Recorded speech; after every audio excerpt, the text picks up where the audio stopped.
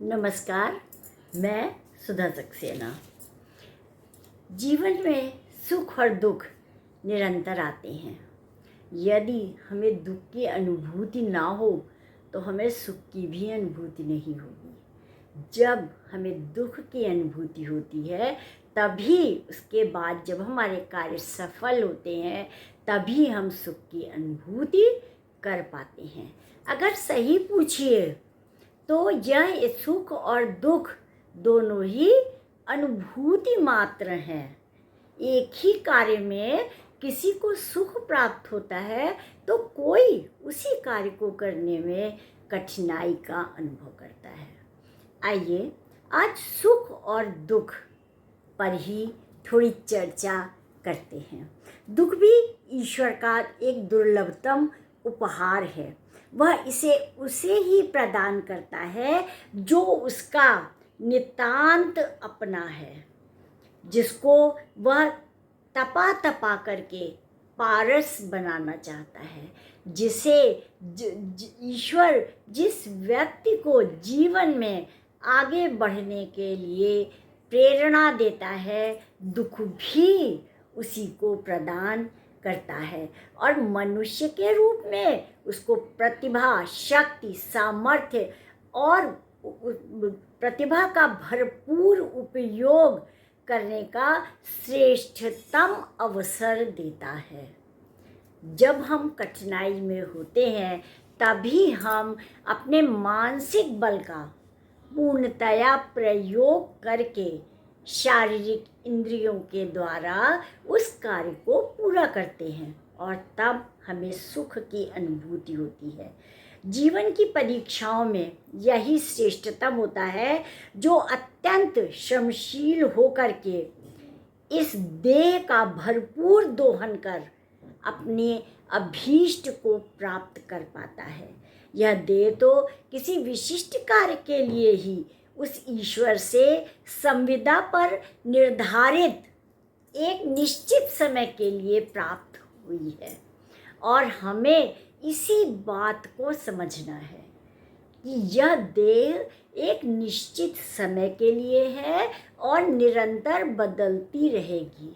क्षमता भी हमारी एक निर्धारित समय में ही होती है, फिर धीरे धीरे करके उसका क्षरण होने लगता है। यदि हम इस तथ्य को समझ लेंगे तो निश्चित रूप से हम अपने कार्यों को अच्छे प्रकार से कर पाएंगे और सुख प्राप्त करेंगे। इस देह रूपी घोड़े की शक्ति और सामर्थ्य से परिचित होकर जिसने भी इसकी सेवाओं का श्रेष्ठतम उपयोग कर लिया उसने ही इहलोक से परलोक तक का मार्ग सुधार लिया। वही जो इसमें असमर्थ हो जाता है वह ईश्वर के इस दुर्लभतम उपहार के सुफलों से कई जन्मों तक वंचित रह जाता है, क्योंकि अपने शास्त्रों में कहा गया है कि यह क्षमताओं का विकास जो हम एक जन्म में करते हैं वह हम संस्कार लेकर के आगे बढ़ते हैं और कई जन्मों में जाकर के यदि हम निरंतर साधना करते हैं तभी हम उस श्रेष्ठतम श्रम को प्राप्त कर पाते हैं या श्रेष्ठतम क्षमताओं को प्राप्त कर पाते हैं। दुखों का गहन जंगल के नीचे शाश्वत सुखों का उर्वरा धरती प्रतीक्षा कर रही होती है और यह कर्मशील व्यक्ति ही समझ पाता है और कर्म कर पाता है। ज्ञान का प्रवेश द्वार दैहिक दुखों की वैतरणी पार करके ही खुलता है। माने कि जब हम देह को कष्ट देते हैं उस श्रम के द्वारा अनेक बाधाओं, अनेक कंटक मार्गों से हम आगे बढ़ते हैं तभी हम कार्य में सफल होते हैं।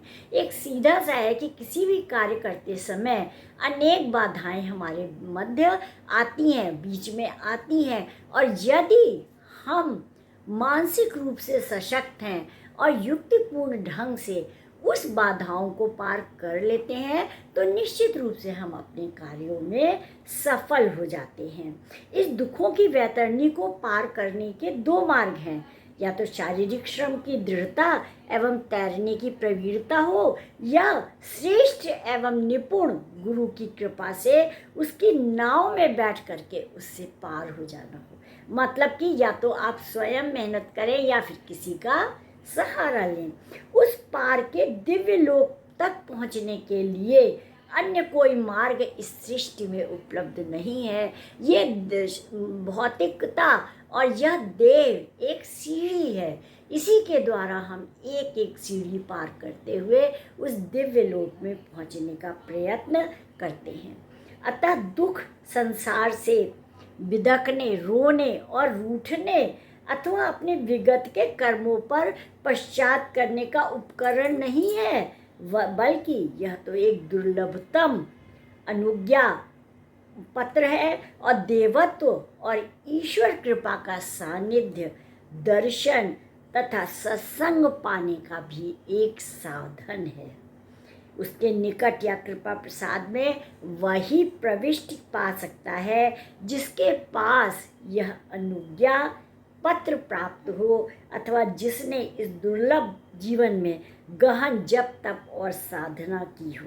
इस तरह हम प्रभु का सानिध्य प्राप्त करके मोक्ष प्राप्त कर सकते हैं। यहाँ मोक्ष से तात्पर्य यही है कि यदि हम निरंतर प्रयत्न करते रहेंगे, निरंतर श्रम करते रहेंगे, अपने जीवन की बाधाओं को काटते हुए आगे बढ़ते रहेंगे, तो निश्चित रूप से हम संतुष्ट होंगे और अपने जीवन में संतुष्टि का अनुभव करेंगे, और संतुष्टि का अनुभव करके हमें आनंद की प्राप्ति होगी। तो आज इतना ही। आप सब ने मेरे चैनल को लाइक और सब्सक्राइब किया, उसके लिए आप सबका अतिशय धन्यवाद। आशा है ऐसे ही मुझे आपका स्नेह मिलता रहेगा। धन्यवाद।